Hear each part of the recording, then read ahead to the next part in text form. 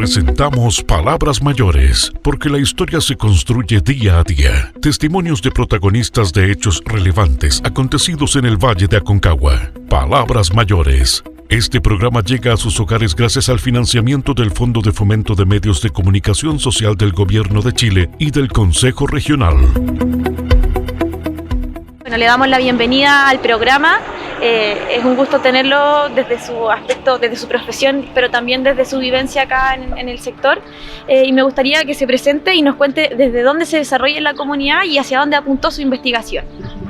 Bueno, me presento, mi nombre es José Martínez, soy profesor de Historia y Ciencias Sociales, nacido y criado en San Felipe, estudié en Valparaíso.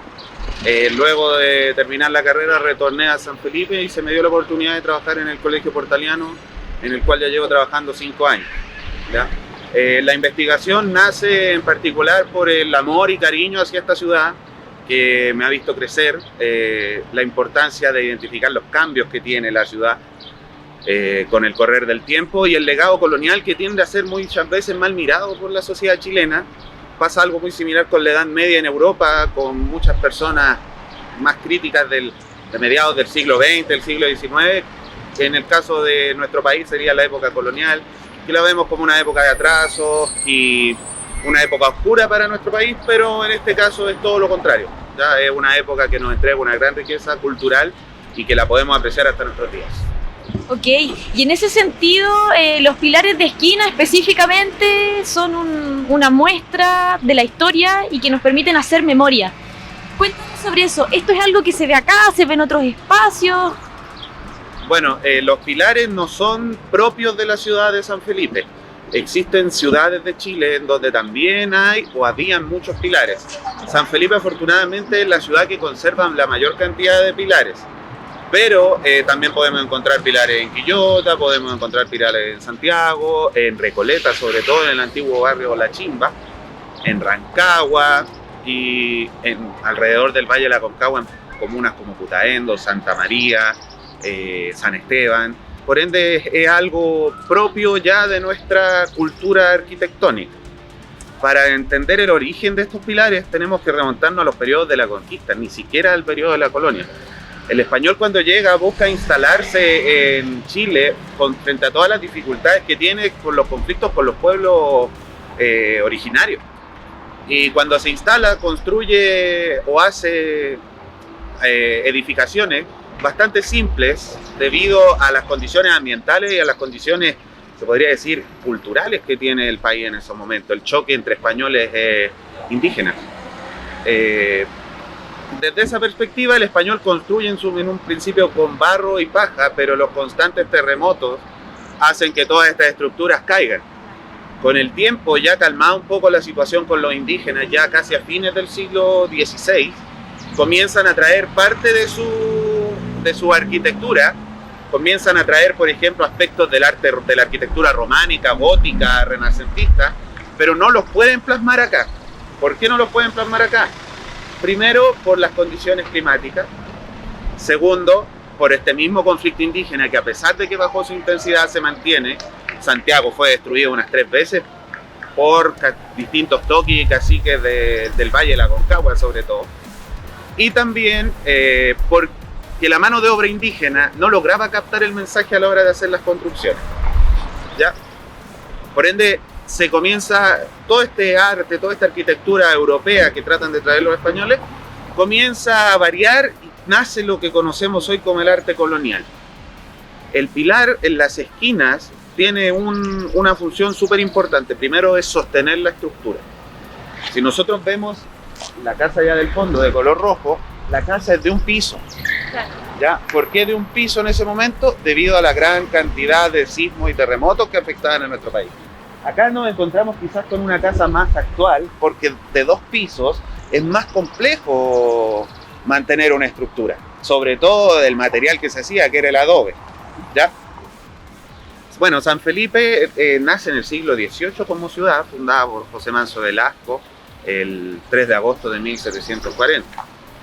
Y dentro de la fundación de San Felipe va a primar la estructura colonial con el pilar en medio. Y estos pilares nos permiten también determinar el nivel socioeconómico, si se puede decir, de las familias que habitaban estos lugares. En primer lugar, los que viven en la ciudad en los tiempos de la colonia son personas que tienen un alto capital económico, tienen una buena situación, tienen tierras, y la idea de fundar tantas ciudades por parte de la colonia española es que estas personas se acerquen más a los centros urbanos y no tengamos estas distancias tan grandes que nos entrega el campo.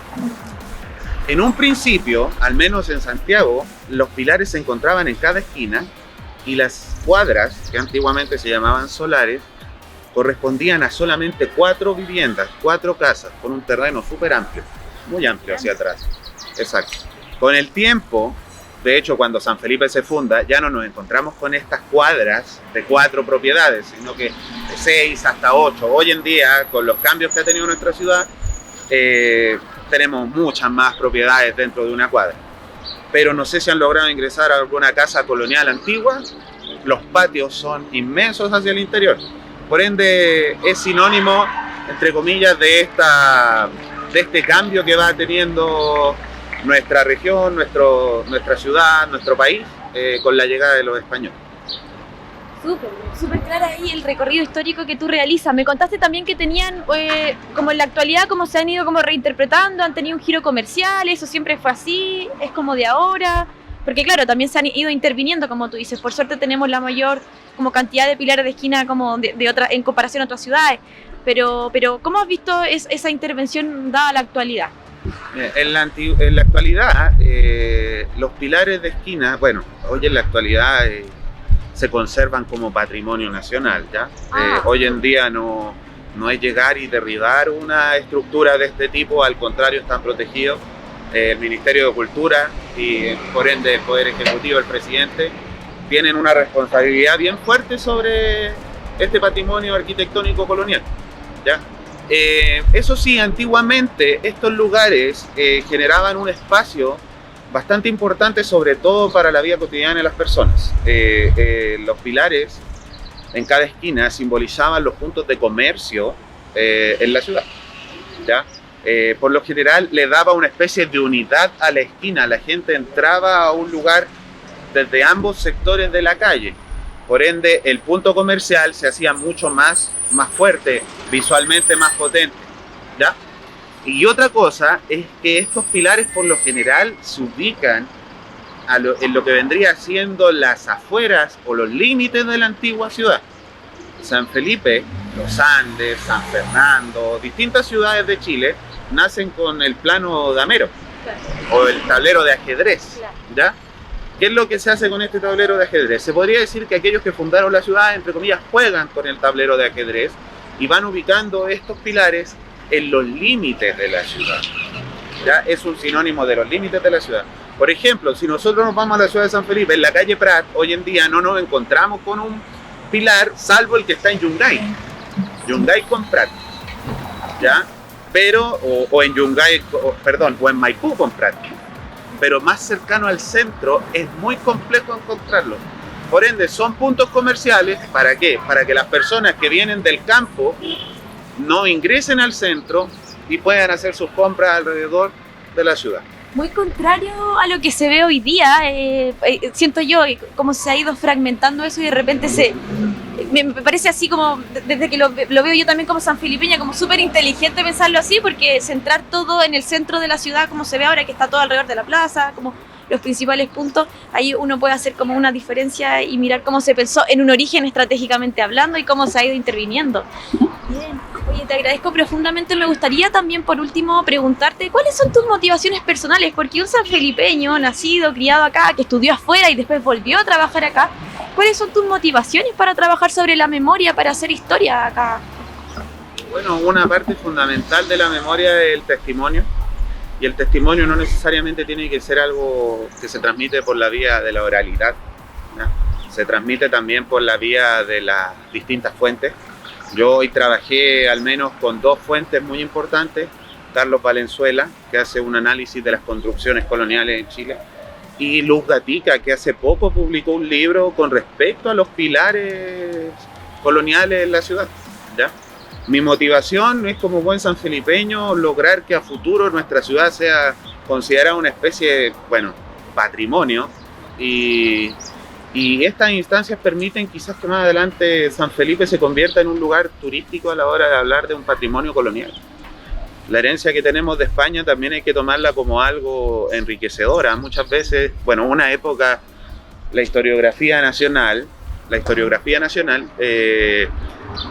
comete el error de solamente ver lo bueno que llega de España y enfocarse en lo malo que hay aquí.